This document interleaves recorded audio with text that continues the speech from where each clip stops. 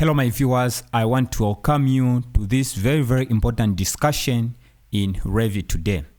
The topic of the discussion today is saying rebar detailing in Revit, is it any good?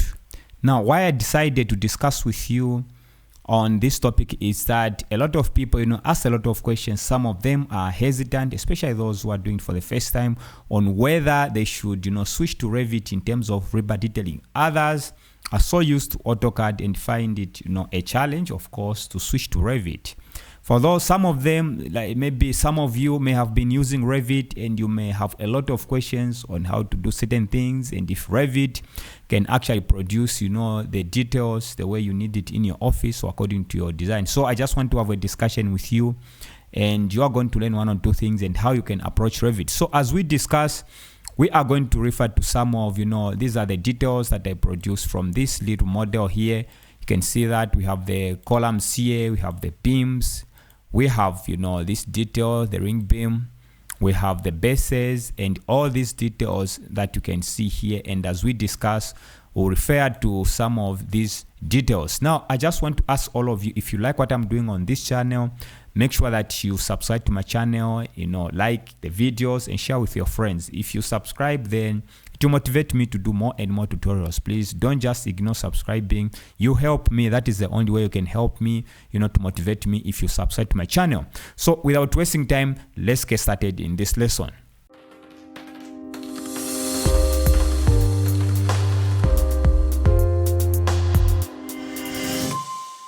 Now, before I proceed, if there's anyone who would like to join me in a course in Revit architecture, Revit structure, robot structure analysis, and some other software, please check the links in the description. So now, the first thing that I want to mention, if for those, especially those who are just beginning to use Revit, is that in Revit, you have to create a model that is a BIM model. BIM simply means building information modeling. And its definition is that it's just a digital representation of the physical and the functional characteristics of a building facilities. It means that you have to model those physical elements within, the model they are using Revit tools. That is very important. Now, I also have to emphasize and mention that, as you keep on modeling, sometimes you may find the need not to model, everything. The decision is entirely up to you, and it will depend on the level of detail that you are using. Okay, so it's entirely up to you to make that decision and the level of detail that you are using. A level of detail is the LOD. Okay, that's the level of detail. Now, for example, I'll show you that in my case, I had, I have here a gutter, which is a sheet metal there. So I had to make a decision whether I have to, to model the sheet metal there. So I just had to model, the beams there. And now that actual detail is just supposed to be done maybe during detailing using 2D, tools. If I just go to this one, you see that I just have to, put an annotation there to say sheet metal, gutter to detail. Then I can refer to that detail and not necessarily, modeling, the sheet metal. All right. So as you detail or as you model, make sure that you just model the most important ones, or follow the LOD that you are using, so that you just model according to that. That is the first thing. Now, I have to mention to you that, when you are using Revit, unlike in AutoCAD, it's very difficult for you, to make an error, because the model, you are able to see everything, how these, structural elements are interacting with each other. You are able to correct the mistakes, because the drawings that you are going to produce are, are just an extract from the model that you have. So from here, you see that I have the topo solid. This is just to, to show that this is the ground, and I have the beams, the foundation wall, the slab inside there, and I can start counter checking to ensure that I have a constructible model. Okay, so you are going to spend, a bit of time on modeling, because production of drawings is easy and fast, and there's no way you are going to make a mistake, because everything should have been modeled here. So it's important that you spend, enough time and make sure that your model is accurate. And when you go on the ground, you are not going to have any challenges, because it has been built digitally. Whatever you are doing here, you are building it digitally. So definitely it's going to, to be constructed on the ground without a problem. All right, so all these details that we're seeing here, you can even see that whatever I selected there, it's also selected here. This is just an extract from the 3D model. So you cannot make a mistake here because this is coming from the actual model, which is a digital model, and it has been constructed digitally. Okay, so it's very, very important, and you have to ensure that you use Revit for that. All right, the other thing is that I think I've also mentioned there are less errors, you know, especially when you are on site, when you are doing the construction, there are less errors because you should have checked the model and you are able to see that everything is fitting perfectly, all the members are fitting, and once you go on site, you don't expect to have any challenges because the construction has been done digitally and you are just implementing on the ground. Now, the other thing that I have to mention is that when it comes to revisions, Revit is very, very powerful. If you are using 2D, you know, software like AutoCAD, once you just want to make a change, it becomes a big challenge and you spend a lot of time. I'll just demonstrate to you that if I want to make a change, for example, okay, on this base, if I just select on it, let me just go to the bases, you can see that it's selected here. Okay, so now for some reason, maybe the engineer has changed, you know, the size for this base. Okay, it's very, very easy. I just select on it, okay, and go to properties, okay, and under properties and click there. For example, I just want to make, you know, the foundation thickness maybe to 400. I'll just type 400 there and click on apply.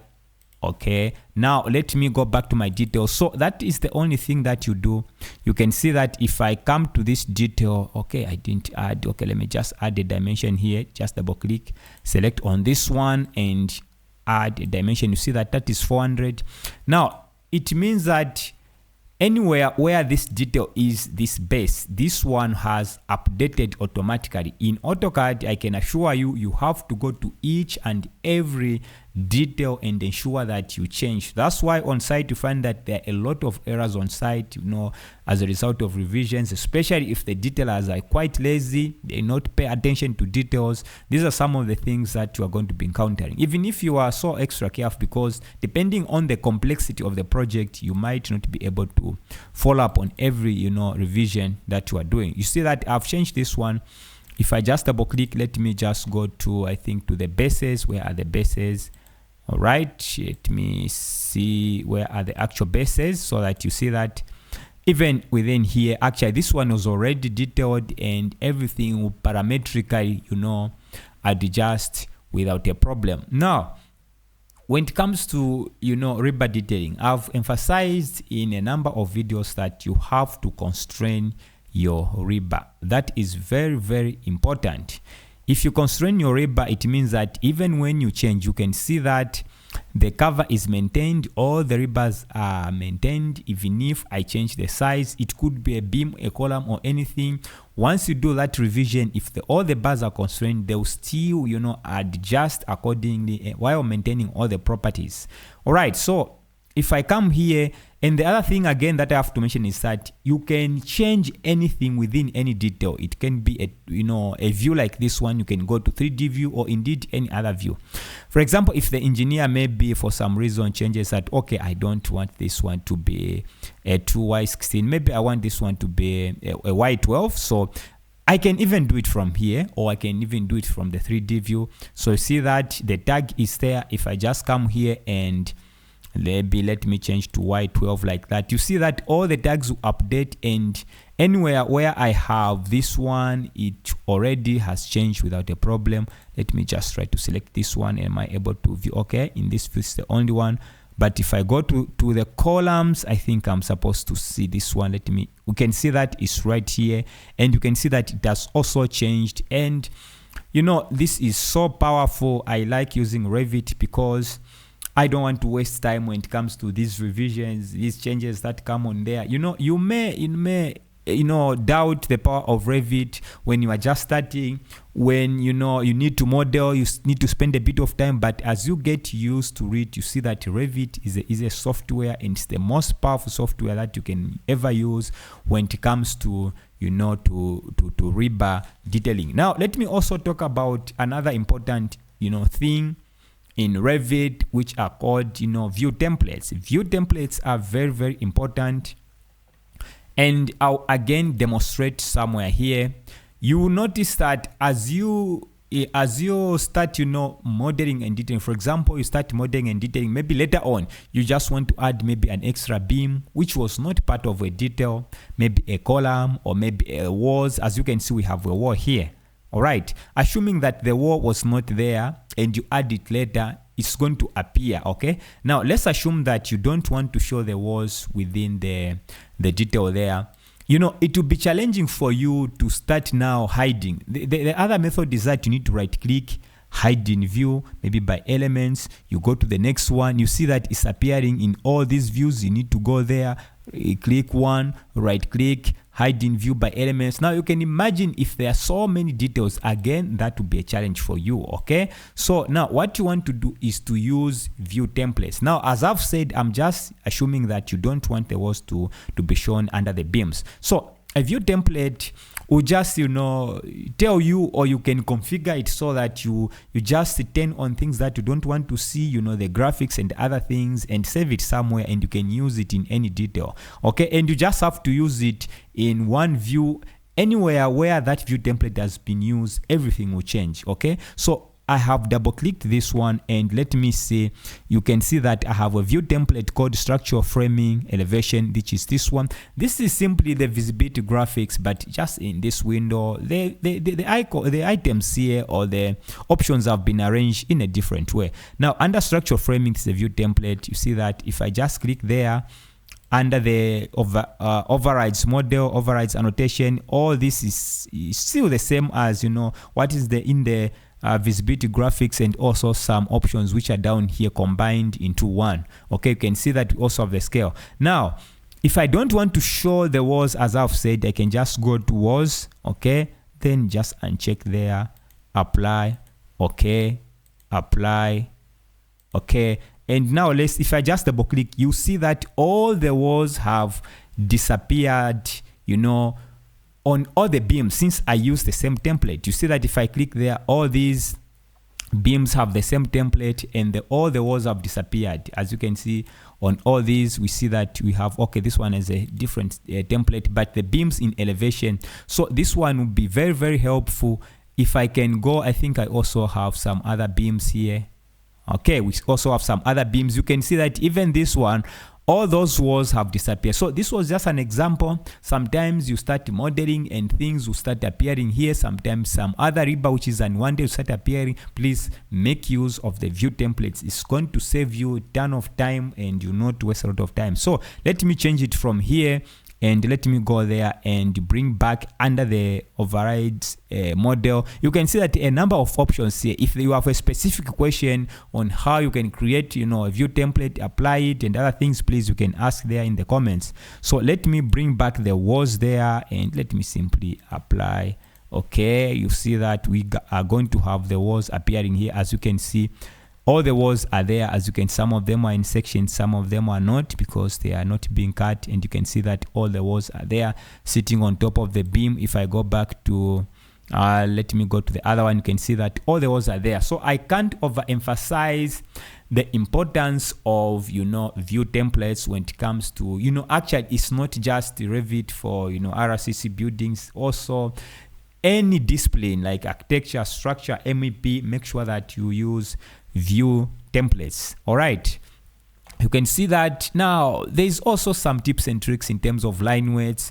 That's another thing maybe that you can look at. I have a lesson on this channel talking about line weights. You can see that I was able to export. It looks very, very neat. Now if you want to show, you know, the line weights, you can see that I like making sure that the formwork, okay, for the concrete work, the edges is very, very thin, and just making sure that I highlight the rebar. And you can see that it's quite neat, as you can see from here. As you can see, these are my details that I exported in PDF. You can see that I have my columns there, I have my tags, and all these, you can see that we have the bases here, and this is how I want. I just highlighted the outer one, and you can do all these in Revit. Now maybe the other thing, again, I've talked about, let me just try also to talk about some of the tags here. Tags again are important. It's parametric, whatever your model here, this is the information which is here. If maybe for some reason there is I want to add the tag here, again I can simply, let me just do this one. I see that tags are there. If I select on this one, right click, maybe create similar, these are some of the tags. If I just click there, it's very fast when it comes to detailing. If you don't want to show this one, you can select on that one and select on tag, and you can drag it, or you can, do whatever you want in Revit, and you can see that you are able to produce. I think you can even do much more than what we have here. This is just an example, a small model, and you can see that you can produce all this. Now, I also want to mention that on top of Revit, there are a number of plugins that you can use to, to even make your workflow so fast. For example, you have Navigate Rebar extension. I think you can Google it. That is quite a good plugin.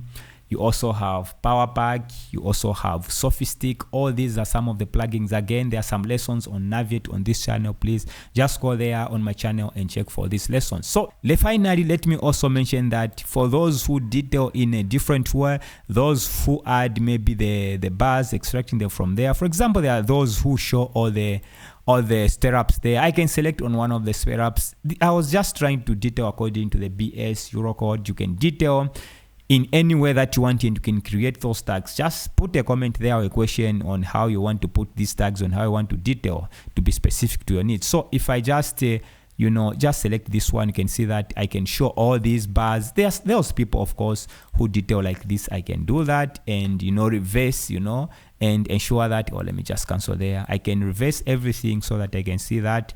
There are those again who show the bars within here. So you can see that I can select this bar here, and I can use the bending detail, and you see that I can show all these things here. There are those who would like to do that depending on the region where you are. Revit has all these tools, and you can go on and do such kind of things. So this is the discussion. Let me just read. This is a discussion that I wanted to have with you, just to motivate people and to encourage people to use Revit, because Revit is so powerful and it's in demand, especially when it comes to jobs. A lot of people, it's a skill that as engineers, architects, you need to have, because almost everyone is now using Revit. So see you in some upcoming discussions or lessons in future.